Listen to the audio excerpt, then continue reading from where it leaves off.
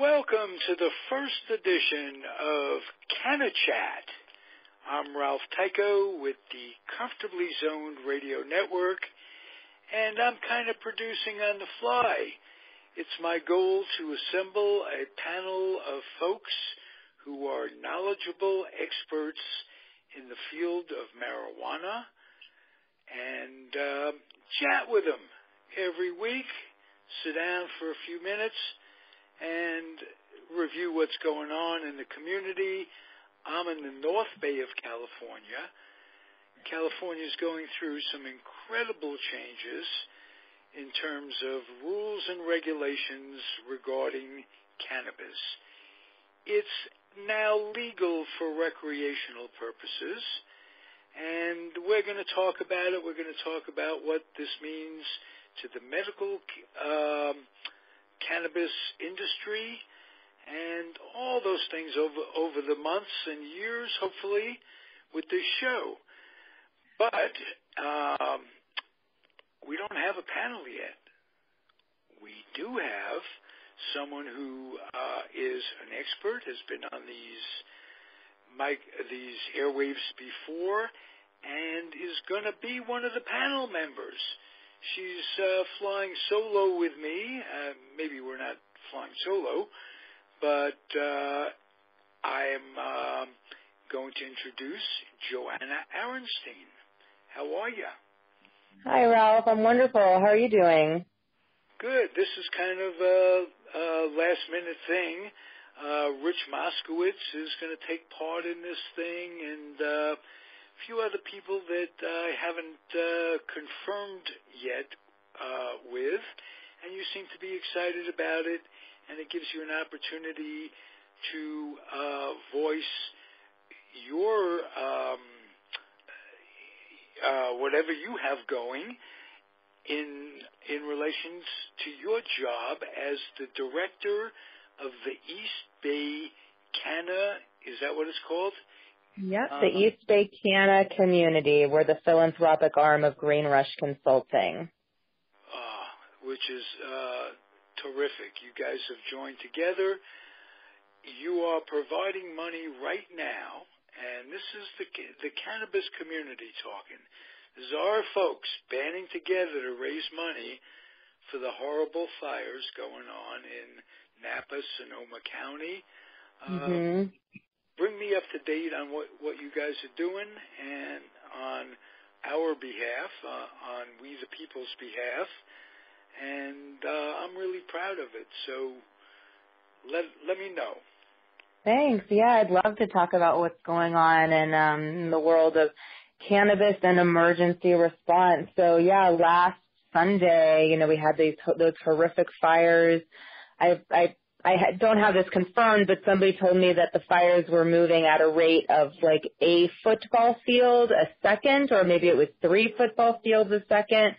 At any rate, the fire was moving incredibly fast.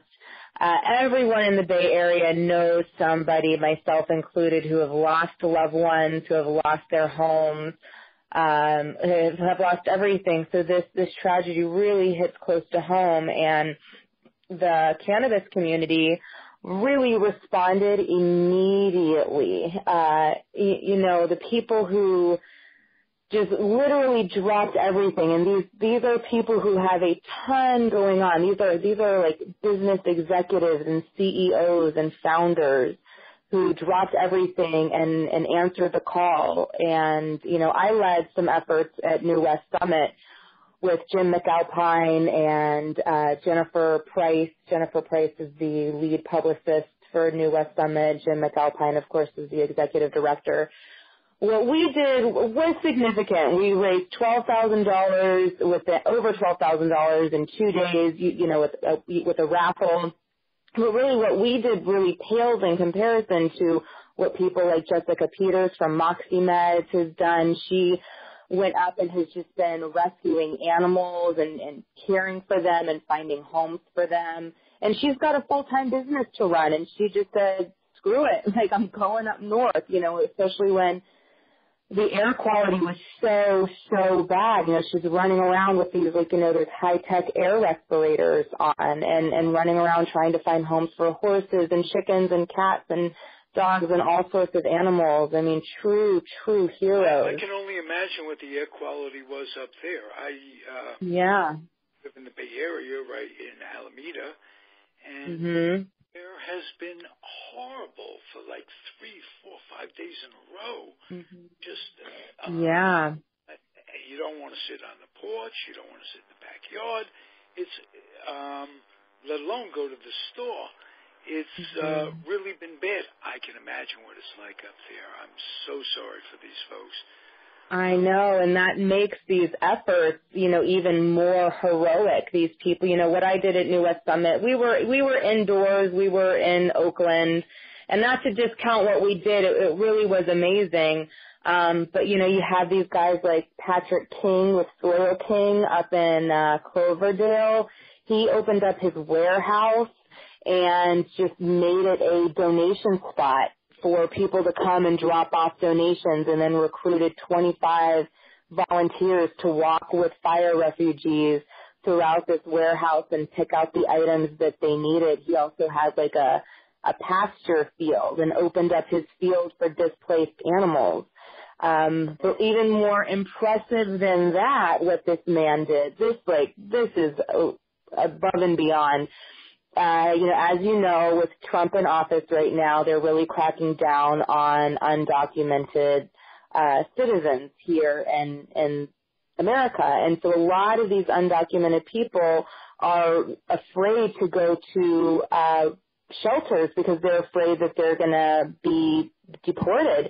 So what a lot of these undocumented workers and people did was they set up camp on a beach. I don't know exactly where this beach was, but this man, Patrick King, ran a convoy of tents and sleeping bags and food and baby formula and diapers.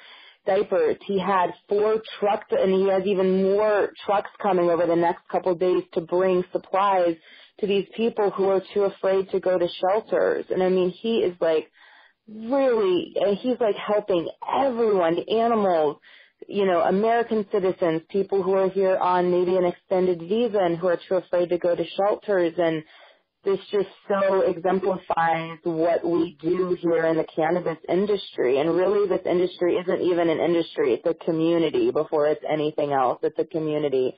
And nowhere has that been more prevalent than what's happened in these past, 9, 10 days since the fires happened, the way people have responded with physical donations, with donations of time, of money.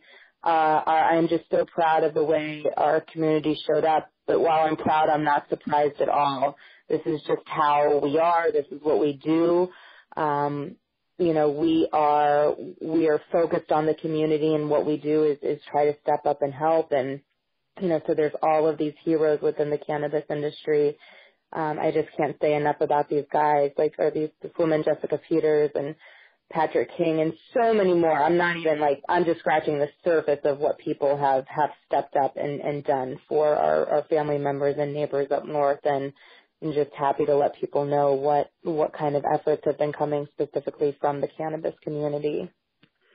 Well, I'm so proud to be a member of it. How about that? Sure. And you are going through some changes at the East Bay Canna Community that you're director of. It's coming into the winter months, so that the first Friday meetings won't be at the lake in Oakland. That's right. Tell me what's been going on in terms of your winter digs. Yeah, so we have our first Friday cannabis socials. Those are in the summer months. Those are on Lake Merritt. They're always free. They're open to everyone. In the winter months, when it gets darker earlier and it's colder and it's harder to be on the lake, we move indoors. We don't have a place secured quite yet. We're at about 98% sure that it'll be at this location, but we always will make sure that these will be at locations in the East Bay. In the past, there have been Measure Z clubs that have hosted us. Gateway Incubator over in Jack London Square has hosted us before, and that has been really, really nice. And so not only is it an opportunity for us to move indoors and stay warm, but we can also show our community these amazing spaces that are willing to host community events and, places where you can consume in public, or not in public, but, in these locations, because not all buildings you're able to consume in. So it's nice to show our community, like if you need to have an event, these places are cannabis friendly. So so we're moving indoors. There'll be a bit of a different vibe. It's a much different vibe, as you know, when you're on the lake, but still the same treasures will be there. We'll have our sponsors. We'll have our community highlights. We'll have our potluck, as always, and yummy beverages, and, of course, our amazing community and our volunteers. So other than the location, everything else stays the same.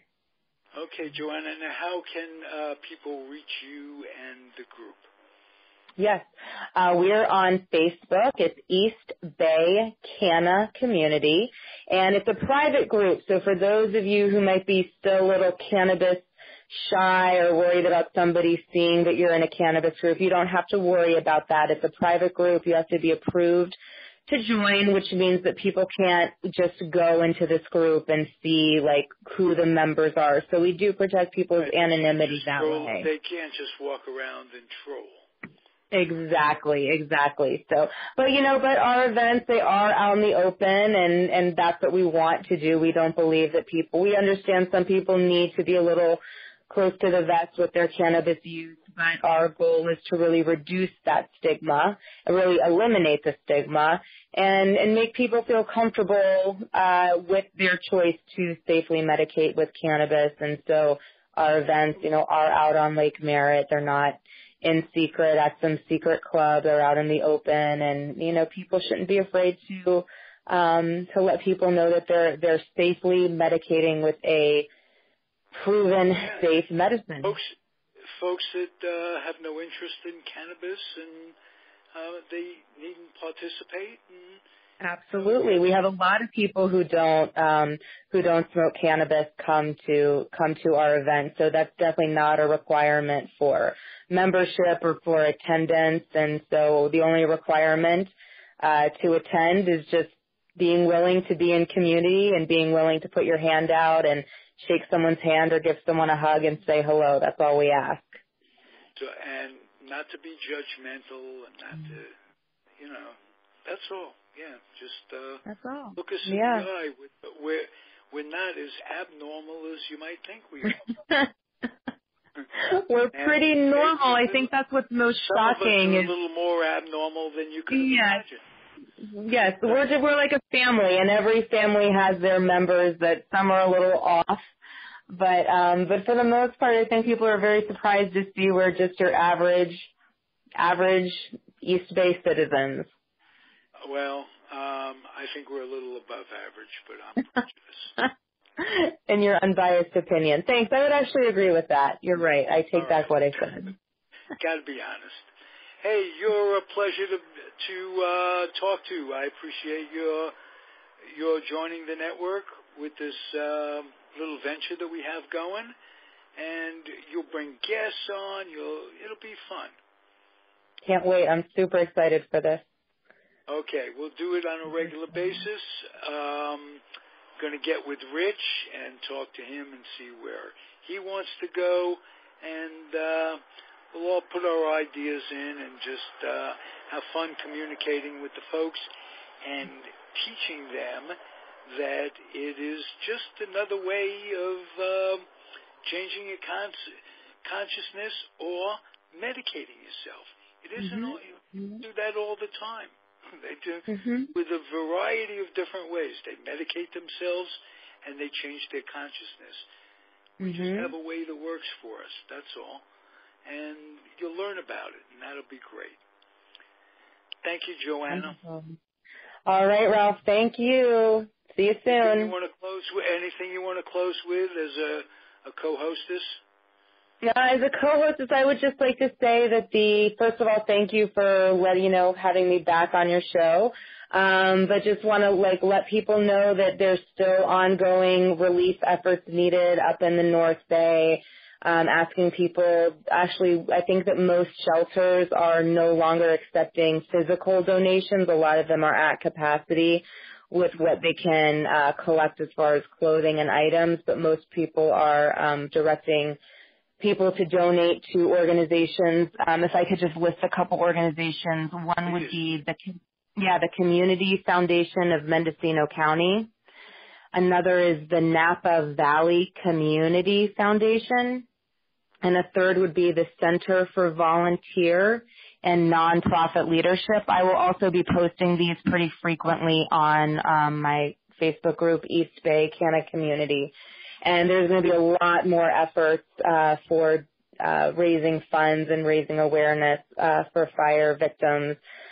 Myself and Jim McAlpine and Jennifer Price from New West Summit, we're going to be going and buying books for children to replace the books that they lost in the fire. I would also encourage people to buy books for children. They've lost everything, and books provide a lot of comfort and consistency and can help restore a sense of normalcy. So books could be a really good way to donate. So keep keep volunteering, keep donating. Go to the major bookstores in the Bay Area and have them donate books, especially used children's books, so that you don't have to go buy them retail.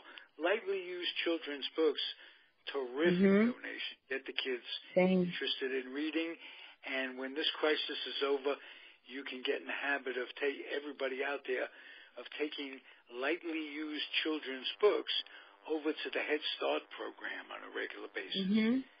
Wonderful. And our group, no way to thank us for our programming than doing that. Take them over there. Get kids ready for kindergarten.